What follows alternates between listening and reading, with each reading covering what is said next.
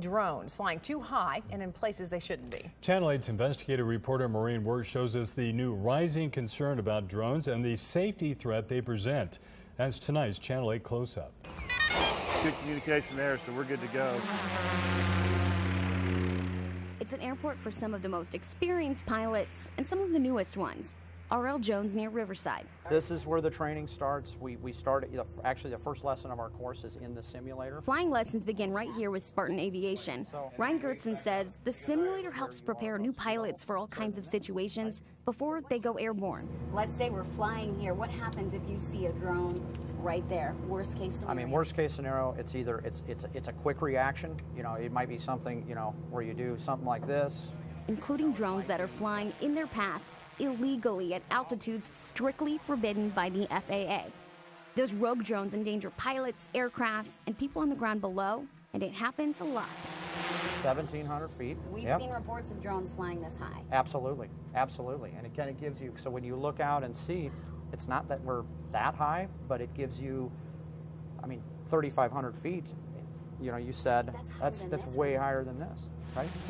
Since September 2015, there have been at least 5 drones spotted near Jones Airport, some flying hundreds of feet higher than they're supposed to. And it does not take much to cause an airplane to crash, and a drone is plenty big enough. So, just how high are drones allowed to fly? The max is 400 feet from where you were standing. So what does 400 feet look like? The K2L water tower is 200 feet. So if we double it, that's how high drones can fly.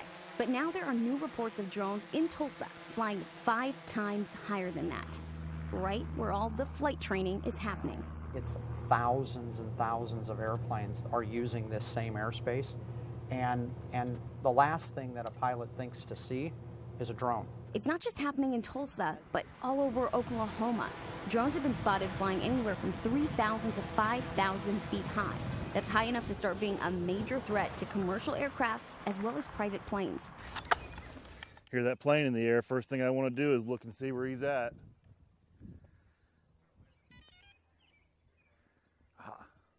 He looks like he's above 400 AGL. Todd Ruffin with Midwest Drone Productions says rogue drones don't just threaten his business, they're a reckless and stupid menace that can get people killed. And we don't know what's going to happen if one of these contacts an aircraft. Maybe nothing, maybe a lot, you know. Ruffin says even for jobs like this one out at Big Cabin, it's rare he'd take his drone up to 400 feet. The problem with the industry right now is nobody's regulating it.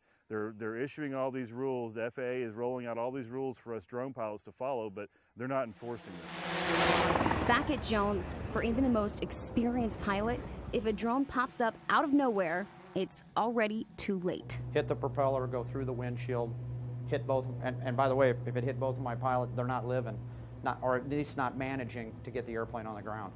During school, pilots prepare for all kinds of potential issues.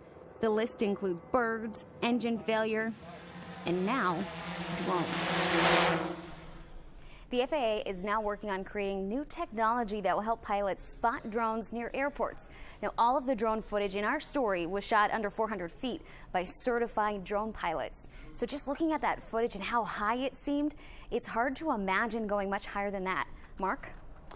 Maureen, thanks. Within the past few days, a federal appeals court ruled that the FAA cannot require drone owners to register recreational drones. Court ruled that if the FAA wants to regulate them, it would have to work with Congress to change the law.